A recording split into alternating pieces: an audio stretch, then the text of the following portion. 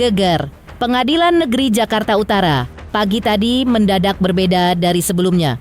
Ya, ruang sidang mendadak penuh tegang dan tatapan serius. Pasalnya hari ini, Razman Arif Nasution baru saja melanjutkan sidang dugaan pencemaran nama baik yang menyeret namanya dan dilaporkan oleh Hotman Paris Hutapea.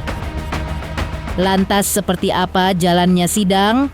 Seperti apa pula suasana yang terjadi saat Razman membacakan pledoi atau nota pembelaannya di depan hakim dan jaksa penuntut umum? Benarkah usai persidangan, Razman dan kuasa hukumnya cukup yakin, percaya diri pledoi diterima? Dan lalu bagaimana pula tanggapan Hotman Paris Hutapea? Ditemui di tempat berbeda, usai Razman membacakan pledoinya? Pemirsa, bersama Intens Investigasi, kami hadirkan kabar terkini, terpercaya, dan teraktual. Tetapi sebelumnya, jangan lupa untuk like, subscribe, dan juga share channel YouTube ini.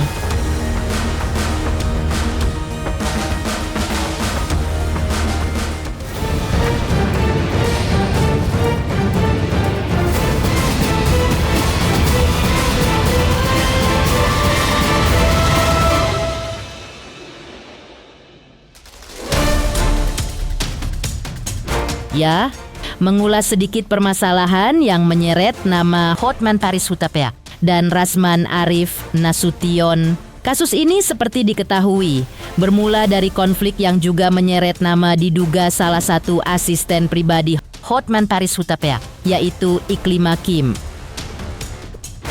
Dalam laporan itu, Iklima menunjuk Razman sebagai pengacara. Tapi yang kemudian menjadi persoalan adalah Hotman Paris Hutapea balik melaporkan Razman dengan tudingan menyebarkan fitnah dan pencemaran nama baik melalui media sosial. Perseteruan ini pun semakin memanas setelah Razman kerap membuat pernyataan terbuka di berbagai platform media sosial. Hingga akhirnya kasus ini naik sidang. Dan beberapa hari lalu, Jaksa Penuntut Umum atau JPU telah resmi membacakan tuntutan dengan hukuman 2 tahun penjara dan denda 200 juta rupiah untuk Razman.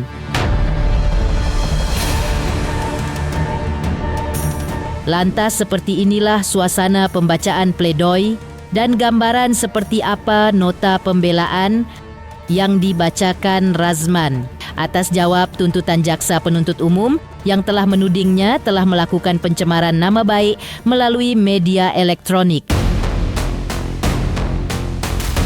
Menyatakan bahwa tuntutan permulaan belum dapat dikabulkan karena belum memenuhi syarat menurut hukum.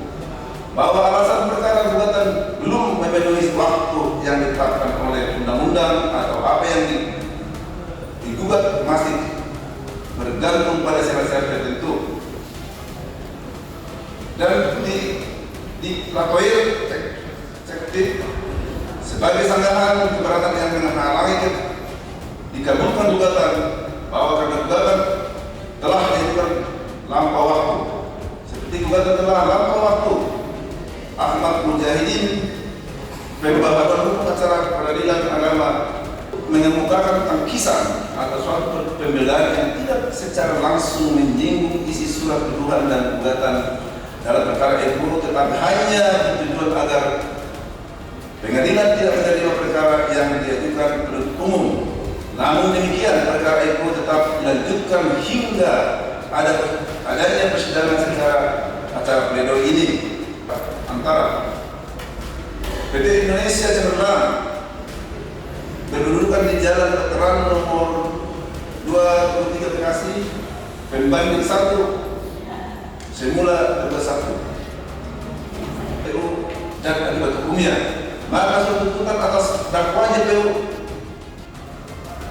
dapat berakibat 1. Surat tuntutan atas dakwaan JPU yang dibuat oleh penuntut umum dinyatakan tidak dapat diterima.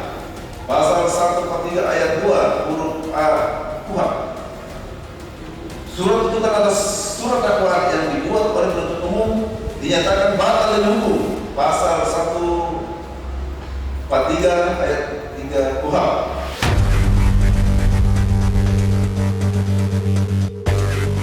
Razman, memang tak ubahnya pria yang seperti biasa kita kenal sebelumnya. Usai membacakan pledoi dengan gaya khasnya yang meledak dan berapi-api, serta nada suara yang meninggi, seolah ingin menunjukkan bahwa ia tak gentar sedikit pun atas tuntutan jaksa.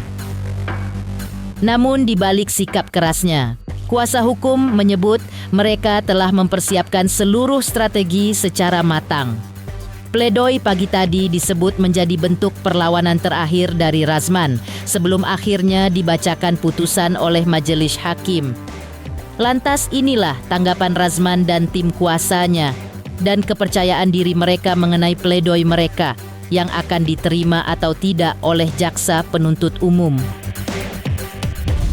Tentu hari ini adalah penjelasan yang kita sebut dengan pledoi yang final ya.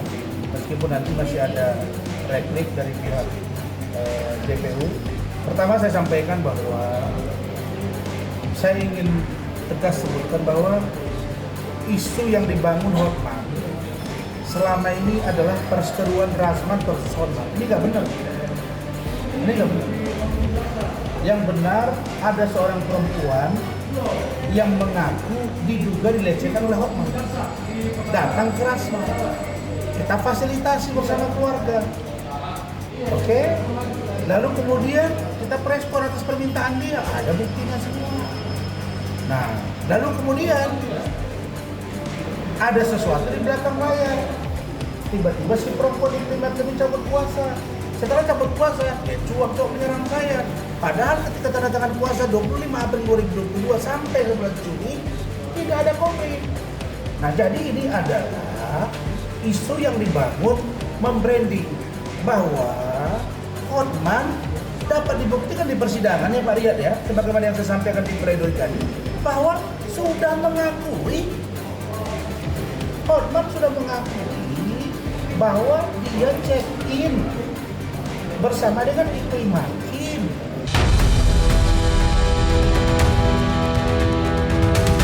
Kami berharap Yang Mulia Majelis Hakim, Ketua PN Jakarta Utara, Ketua PT DKI Jakarta, PT Ambon, Ketua Mahkamah Agung, Komisi Yudisial, dan lain-lain. Bahkan Ikatan Hakim Indonesia, saya sudah 2 kali menyatakan permohonan maaf.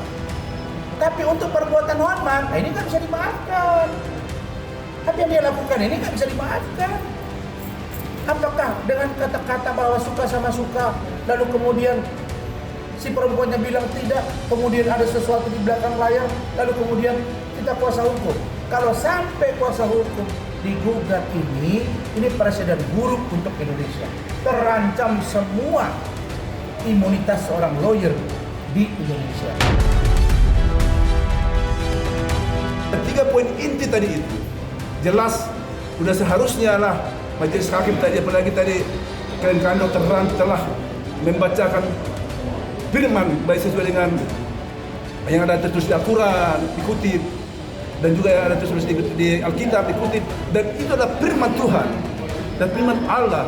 Saya pikir kalau mendengar ini tadi saya jujur tadi melihat majelis hakim seperti agak terharu ya mendengar firman ini. Mudah-mudahanlah mereka dengan mendengarkan firman itu bisa tersentuh hatinya, akhirnya bisa objektif dalam melakukan suatu pertimbangan pesan ini, nanti akhirnya menyatakan, memutuskan bahwa semua dakwaan yang didakwakan oleh jaksa penuntut umum tidak terbukti secara meyakinkan, maka terdakwa harus dibebaskan dari semua tuntutan hukum. Itu yang kita harapkan, dan itulah seharusnya sesuai dengan fakta. Terima kasih.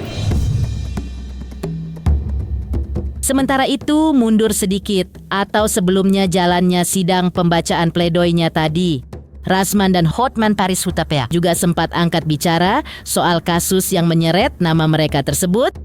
Lantas apa kata keduanya? Selamat untuk intens investigasi karena sudah mencapai 3 juta subscribers di YouTube. Sukses selalu dan all the best.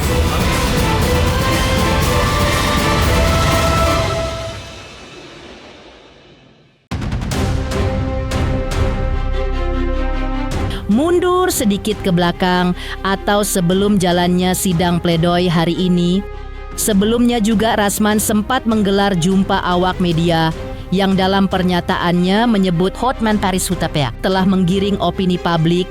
Rasman bahkan menuturkan ia merasa sengaja dijebak dalam konflik yang tak substansial.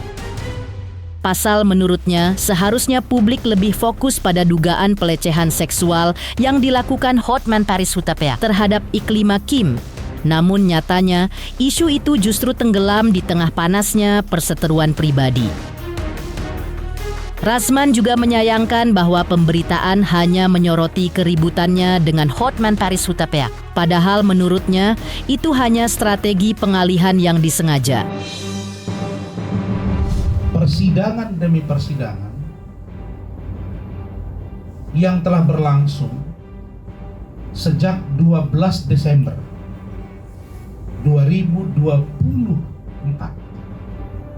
sampai dengan hari Selasa yang lalu, hari Rabu yang lalu, terkait dengan laporan saudara Hotman Paris Hutapea terhadap saya Razman Arif Nasution dan saudari Putri Iklima Aprilia alias Iklima Kim itu sudah berlangsung 24 kali.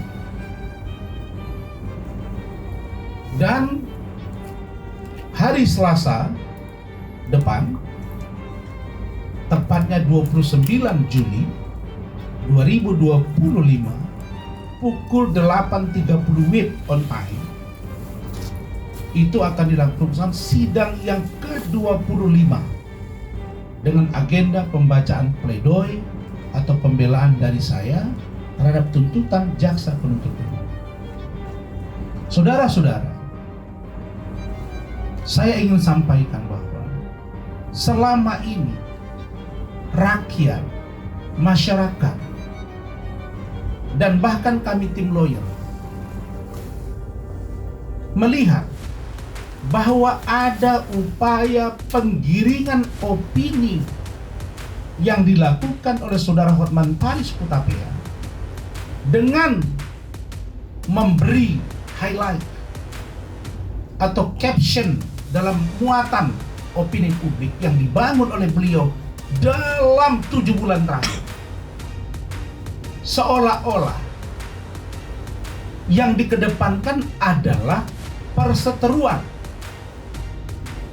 atau keributan atau kegaduhan antara Razman Arif Nasution versus Hotman Paris Hutapea. Ini yang terbangun opini itu, Pak Rihan. Sehingga kalau saya keluar kota, bahkan ke luar negeri, orang langsung bilang, "Bang, bagaimana pertengkaran abang dengan Hotman?" Nah, selama ini tim saya dan kami mengamati ini, dan sudah kita cermati memang dari awal, tapi kita mungkin sedikit agak lalai, sehingga akhirnya sahabat saya yang memang benar-benar mengikuti kasus ini, tokoh yang sangat saya hormati, beliau menyampaikan kepada saya, "Adinda, ini terjadi pergeseran informasi yang substantif dari masalah yang sesungguhnya adalah tentang dugaan pelecehan seksual yang dilakukan oleh saudara Hotman Paris Hutapea terhadap Iklima Kim. Tapi yang muncul di permukaan hari ini adalah bahwa ada perseteruan Razman dengan Hotman."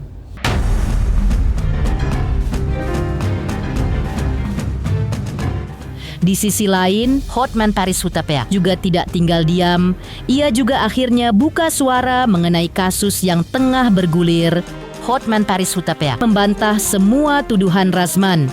Menurutnya, inti masalah bukan pada benar atau tidaknya dugaan pelecehan tersebut, tapi pada tindakan Razman yang disebut gegabah dan menyebarkan tuduhan di media sosial. Hotman Paris Hutapea juga menilai langkah Razman telah menyalahi hukum karena telah menyebarkan tuduhan tanpa lebih dulu menempuh jalur hukum. Lantas seperti ini pernyataan Hotman Paris Hutapea yang semakin membakar bara konflik di antara mereka. Di undang-undang itu kan maksimum hukumannya 4 tahun. Satu hal yang Rasman lupa adalah dia selalu mengatakan benar Hotman melecehkan Asprina. Padahal poinnya bukan itu. Benar atau tidak saya melecehkan, bukan itu yang jadi persoalan. Yang jadi persoalan adalah kalau terjadi pelecehan, bukan berarti kau main hakim sendiri dengan cara menyebarkan di Instagram, dengan cara membuat tuduhan. Jadi yang undang-undang ITE itu adalah membuat tuduhan, menyebarkan tuduhan, ya, tidak melihat soal benar tidaknya. Jadi kan, ini belum apa-apa dibilang saya nidurin semua Asprina. Kemudian juga melakukan pelecehan. Itu dia bikin sendiri tanpa pernah melakukan laporan polisi, tidak pernah buat perdata, padahal kan dia mewakili klien.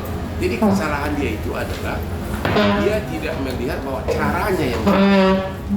Ya, cara dia yang salah menangani klien, keburu mengumumkan dia membuat tuduhan-tuduhan di medsos. Padahal dia belum menempuh upaya hukum. Harusnya kan sambil berjalan upaya hukum, sambil bersidang, dia bisa mulai komentar itu di Instagram dia. Apalagi kalau sudah vonis, ini kan belum ada apa-apa.